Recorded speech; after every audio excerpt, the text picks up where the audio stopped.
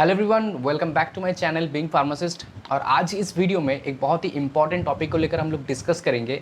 Actually अगर आप लोगों को पता नहीं है तो आपको मैं बता दूं कि आज का जो सबसे करंटली फार्मा फील्ड में ट्रेंडिंग जॉब्स है वो है क्लिनिकल सेक्टर्स में एंड फार्माकोविजिलेंस सेक्टर में। ये दोनों जो सेक्टर्स है अभी बहुत ही हाई रेटेड जॉब्स प्रोवाइड कर रहे हैं। मैक्सिमम जॉब्स बी फार्म के बाद अभी सब स्टूडेंट्स का टारगेट इन्हीं सेक्टर्स में है।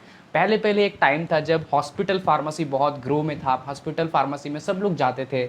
उसके बाद आया इंडस्ट्रीज़ में एक बहुत ट्रेंडिंग आया। उसके बाद कुछ सालों के लिए इंडस्ट्री में सब लोग जा रहे थे, लेकिन कोविड के टाइम से जब से इंडस्ट्रियल जो जॉब्स है, रिक्रूटमेंट है बंद हो गया, कम हो गया, तब से इतना और वहाँ पे जाने के लोगों का मन नहीं है। और सबसे एक प्रॉब्लम भी है कि इंडस्ट्री मेरे घर के सामने तो है नहीं। इंडस्ट्री में अगर मुझे जॉब करना है तो पहले तो है मुझे एक्सपीरियंस चाहिए, अच्छा सा जॉब अगर पहले अच्छा सा पोस्ट के लिए, और मुझे बाहर जाना होगा। स्पेशली मुझे हिमाचल प्रदेश हो या फिर सिक्किम हो या विशाखापट्टनम हो, इन सारे जगह है जो नॉर्मली जहाँ पे बहुत अच्छी अच्छी इंडस्ट्रीज़ हैं, यहाँ पे जाना होगा।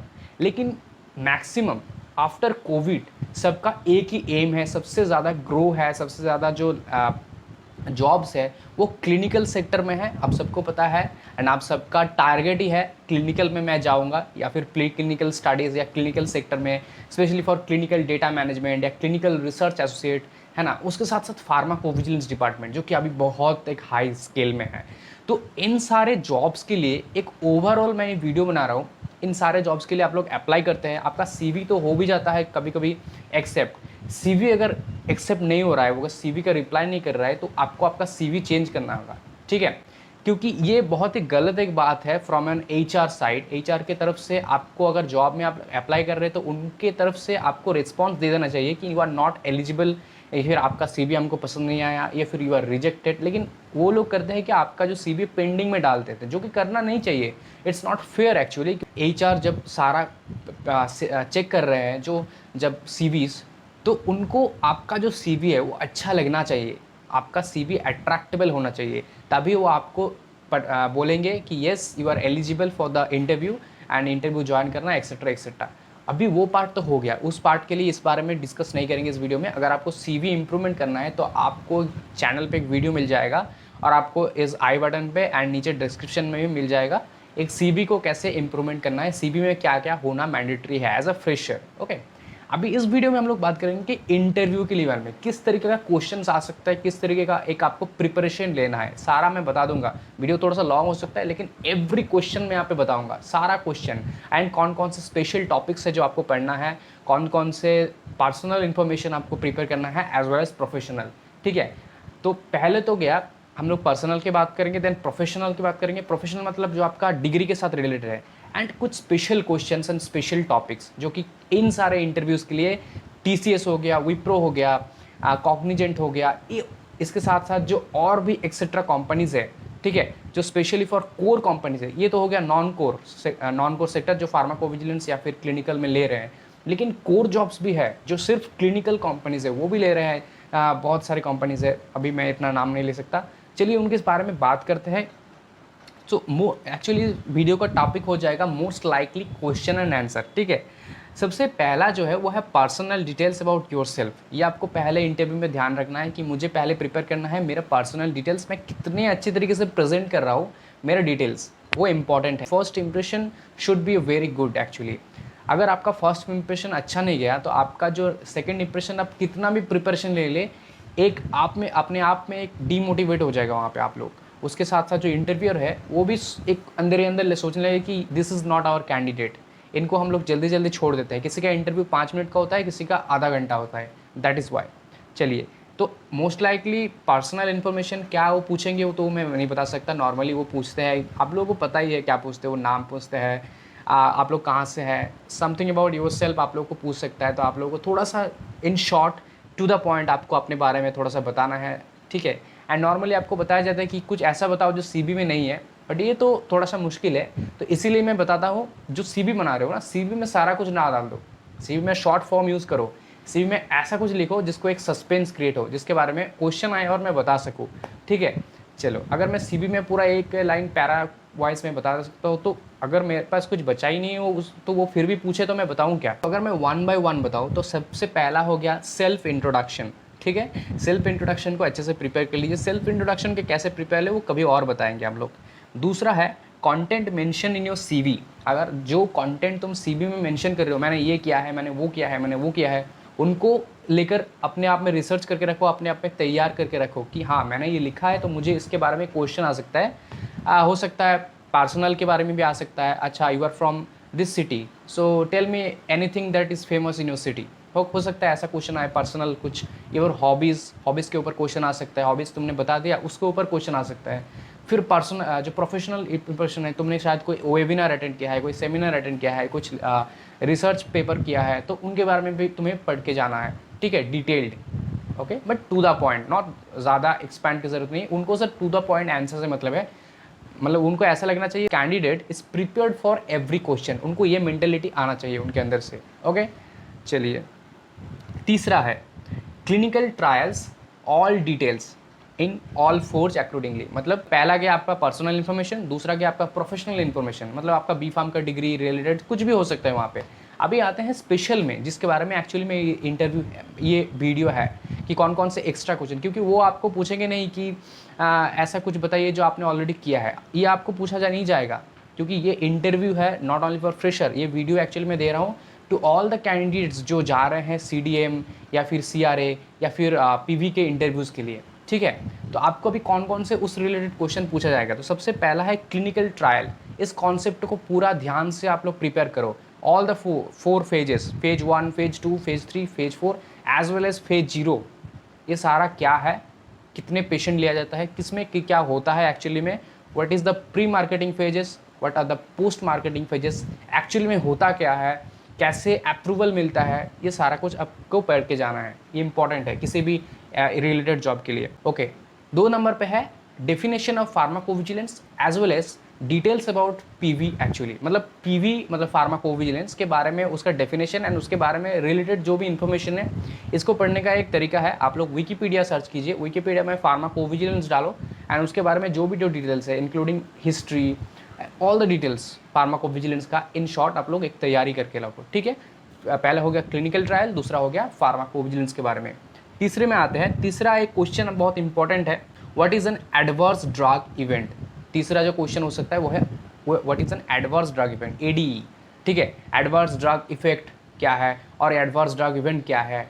ठीक है, और साइड इफेक्ट क्या है, टॉक्सिक इफेक्ट क्या है, इन रिलेटेड जो भी क्वेश्चन है, डेफिनेशन है, उनको करके रखो, क्योंकि ये डिफरेंशिएट है, ये सेम नहीं है। Toxic effect, adverse drug effect, adverse effect, adverse drug reaction, ये सारा कुछ डिफरेंट है। इनको डेफिनेशन को ठीक से करो। चलिए, इसके बाद हम लोग आते हैं what do you mean by casualty. ठीक है, इस क्वेश्चन इंपॉर्टेंट है, इसको ध्यान से करो। ये सारा आप लोग गूगल से कर सकते हैं, और जो मैं बता रहा हूँ, जो यार आप लोग दिख रहे हैं, वो सारा कुछ आपको प्रिपेयर करना है, अपने नोटबुक में कॉपी करो। उसके बाद हम लोग आते हैं next question, when do you consider an event to be serious. Okay, serious event कब बताऊंगा मैं एक इवेंट को, बहुत सारे एडवर्स इवेंट होते हैं, कब मैं उसको सीरियस बताऊं, ये इंपॉर्टेंट क्वेश्चन है। कुछ क्वेश्चन में बताऊंगा और कुछ topics. Okay, next question, what if ADR and types of ADRs, मतलब adverse drug reaction and what are the types of adverse drug reaction. वो गया एडवर्स ड्रग इवेंट, ये हो गया एडवर्स ड्रग रिएक्शन क्या है एंड कितने टाइप्स है, ऑल द टाइप्स ऑफ छोटा छोटा करके details. Okay, next question, adverse event and it's type, वो गया एडवर्स ड्रग रिएक्शन, ये हो गया एडवर्स इवेंट। अभी एडवर्स इवेंट को करो एंड उसका टाइप्स को करो। ओके, चलो अभी next question, what is the difference between an adverse drug reaction and adverse event. Adverse event and adverse drug reaction में डिफरेंस क्या है, ये इंपॉर्टेंट क्वेश्चन हो सकता है। नेक्स्ट आपको कुछ टर्म्स है, उनके बारे में ध्यान से करना है। क्या है, पहला है NDA, व्हाट इज NDA। ठीक है, दूसरा है IND एंड तीसरा है ANDA। ये NDA ये टर्म्स आप लोग लिखो अपने नोटबुक में, उनको गूगल में सर्च करो एंड अच्छे से प्रिपेयर करो, क्योंकि ये आपके बीफार्म में सिलेबस तो है नहीं, आपको ये गूगल से ही, विकीपीडिया है, कहीं से भी आपको प्रिपेयर करके जाना है। ठीक है, ये हो गया। नेक्स्ट अभी आपको कुछ बेसिक इन्फॉर्मेशन चाहिए about different drug regulatory bodies, क्योंकि मतलब ये क्लिनिकल सेक्टर, फार्माकोविजिलेंस सेक्टर या ड्रग रेगुलेटरी अफेयर्स, इन सारे सेक्टर्स आर कनेक्टेड है एक्चुअली, रेगुलेटरी बॉडीज इनको कंडक्ट करते हैं। स्पेशली अगर रेगुलेटरी अफेयर्स के जॉब के लिए आप ले गए हैं तो आपको तो बहुत ही इंपॉर्टेंट है ये जानने के लिए। कौन कौन से है ध्यान से नोट कीजिए। पहला है US food and drug administration, US FDA. दूसरा है आईसीएच, ठीक है, इंटरनेशनल कॉन्फ्रेंस ऑफ हार्मोनाइजेशन, ये है। सीडीएससीओ क्या है, यूके एमएचआरए क्या है, मतलब नॉट, ये हम लोग सिर्फ इंडिया के बारे में बात नहीं कर रहे हैं, हम लोग वर्ल्ड वाइड बात कर रहे हैं। सिर्फ टीजीए क्या है, ईएमईए क्या है, देन एमएचएलडब्ल्यू क्या है, इन सारे जो टर्म्स है इनका फुल फॉर्म विथ क्या है, क्या बॉडी का काम है, कर लीजिए, ठीक है। यहाँ पे मैं 2 टॉपिक बताऊंगा एक्चुअली में। पहला है आईसीएच का जो जीसीपी है उसके बारे में थोड़ा सा डिटेल आप लोग पढ़ लीजिए, क्या है एक्चुअली में, क्या होता क्या है इसमें, इसका काम क्या है। एंड दूसरा है इसी के अंडर आईसीएच जीसीपी का जो E6 है, E6R2, ये ध्यान से कर लीजिए। आप लोग ये सर्च करेंगे तो आपको मिल जाएगा, आंसर मैं नहीं बता सकता अभी। नेक्स्ट क्वेश्चन है basic information of different stakeholders involve in clinical trial easy sponsor investigation and monitor etcetera. ये एक अच्छा क्वेश्चन हो सकता है, ये आपको फेस करना हो सकता है, इसको ध्यान से कर लीजिए।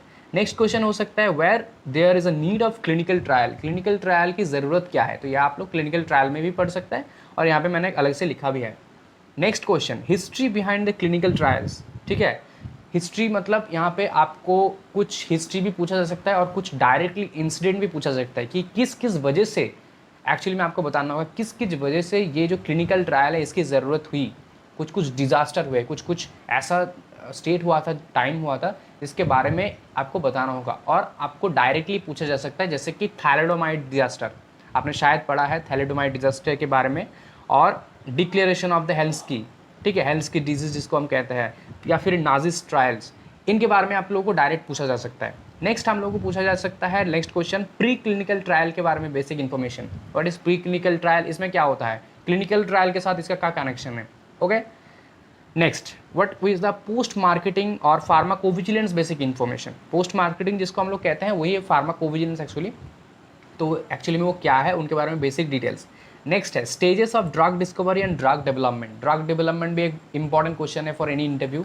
सो स्टेजेस आपको करना है कि ड्रग डिस्कवरी हो गया, अभी ड्रग डेवलपमेंट होने तक का जो स्टेजेस है वो क्या क्या है, ये इंपॉर्टेंट है।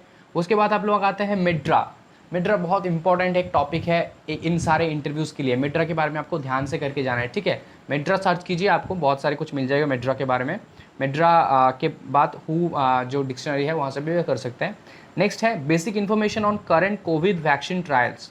ये क्वेश्चन हो सकता है लेकिन अभी कोविड का इतना नहीं है, फिर भी एक हो सकता है कि कोविड का जो वैक्सीन हुआ रिसेंटली, आप ऐसा क्वेश्चन हो सकता है रिसेंटली आप लोगों ने देखा है कोविड के वैक्सीन आया, तो कोविड के वैक्सीन का आप लोग क्लिनिकल ट्रायल्स क्या स्टेज है, क्या कैसे हुआ बताओ, एग्जाम्पल के हिसाब से पूछ सकते हैं।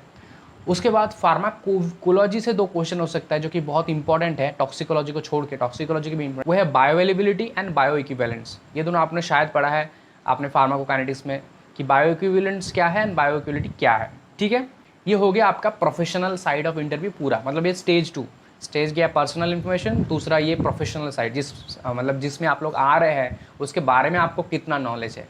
तीसरा भी एक इंटरव्यू का पार्ट होता है हर इंटरव्यू में, ये प्रोफेशनल एंड पर्सनल को छोड़ के लास्ट में, मतलब आपको इन सारा हो गया, थर्ड राउंड आपको क्लियर करना होगा। इस राउंड के लिए आपको मैं कुछ टिप्स दे दूं। इस राउंड में बहुत सारे कुछ क्वेश्चन हो सकते हैं, जैसे कि आपको पूछा जा सकता है why do you want to work in our organisation, ठीक है, आप हमारे ऑर्गेनाइजेशन में क्यों काम करना चाहते हो, आपने ऐसा क्या देखा कि दूसरे ऑर्गेनाइजेशन में आपने नहीं गया।